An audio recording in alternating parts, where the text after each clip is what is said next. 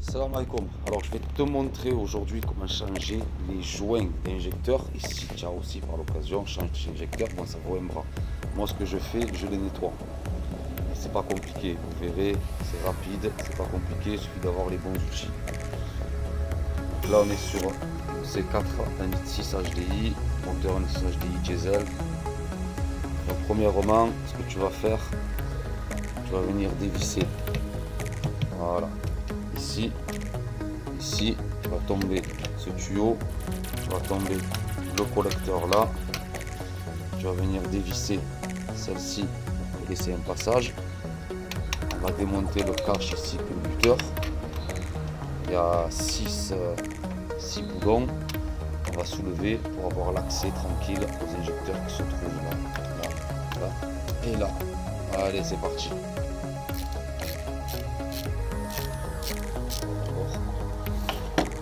Ok, tu dévises juste ça, tu retires là, puis là pareil. Alors n'oublie pas aussi de lever ici, tu as fatigué, tu as ce cache là,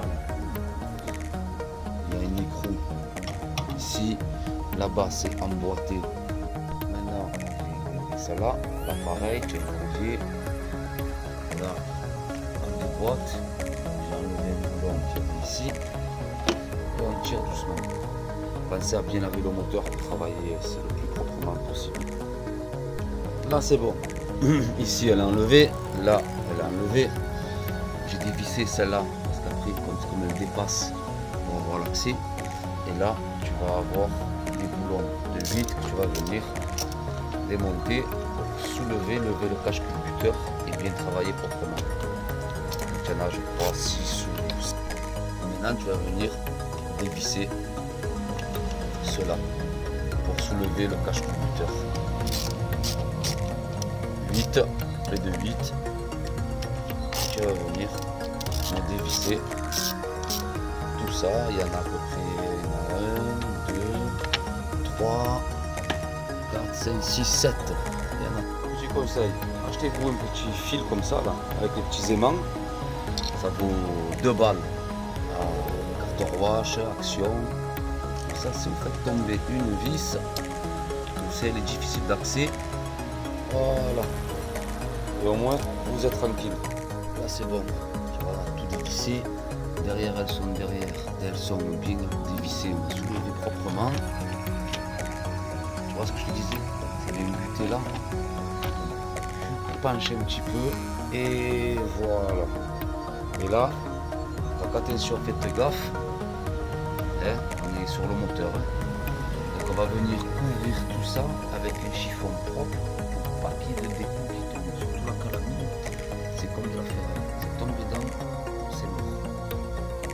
Là tu vais couvrir avec un chiffon propre. N'aie pas peur de bien le caler.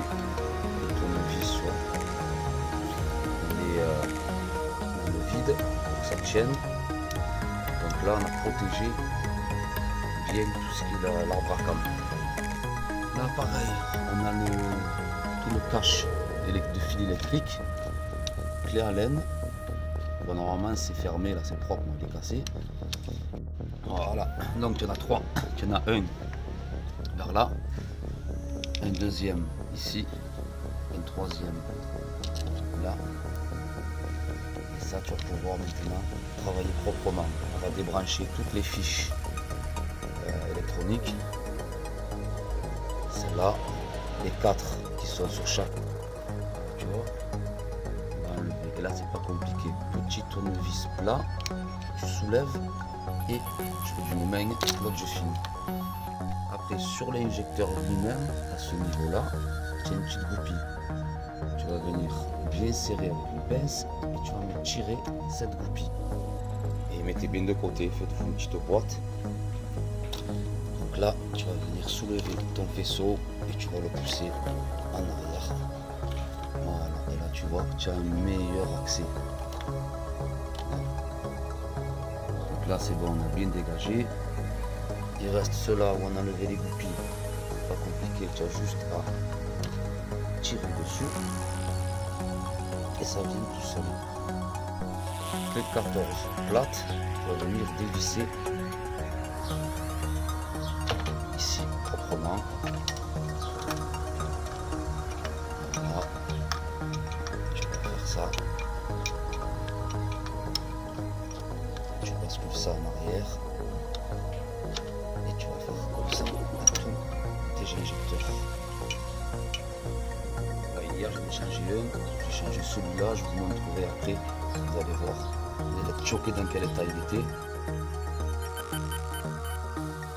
Maintenant, il te faut quoi? Tout simplement, le plus important c'est ça. Tes toriques en T45. Là, tu vas venir dévisser un par un tes boulons et tes injecteurs. Tu en as un devant et tu en as un derrière. Donc là, on a enlevé les écrous, comme cela, là, en torique. Et quand c'est bon, tu vois, c'est facile. Ton injecteur, il vient du premier coup. On l'a enlevé, tu vois, là, il y a un joint. Il est resté, tu vois, il vient là. On va changer ce joint. La rondelle, elle est restée à l'intérieur. Donc on va aller la chercher. Donc tu bouges pour faire tes travaux avec un chiffon. Et après moi j'ai une petite technique. Je me suis fabriqué avec mon aspirateur. Je vais te montrer ça. Après mon aspirateur, un tuyau de machine à laver. Je viens ici attraper et l'embout je le rentre à l'intérieur. Et ça va m'aspirer toutes les merdes qu'il y a dedans. Bon, maintenant il faut aller chercher le joint en cuivre. Petite technique, tenue tournevis assez grand, cruciforme, tu enfonces, tu vas sentir ça va s'écraser, tu tournes, tu peux pas le faire avec les mains, et là doucement tu remontes, et surprise, voilà, tu as ton joint. Et voilà, rebelote.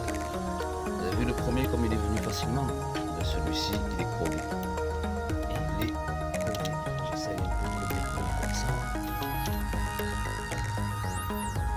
S'il vient, pas trop forcer, c'est de la vue quand même. Et s'il vient pas, il reste deux solutions. Soit si vous avez un arrache injecteur, soit sinon il y en a une autre, je vais vous la montrer. Là c'est bon, j'ai enlevé le joint qui était là.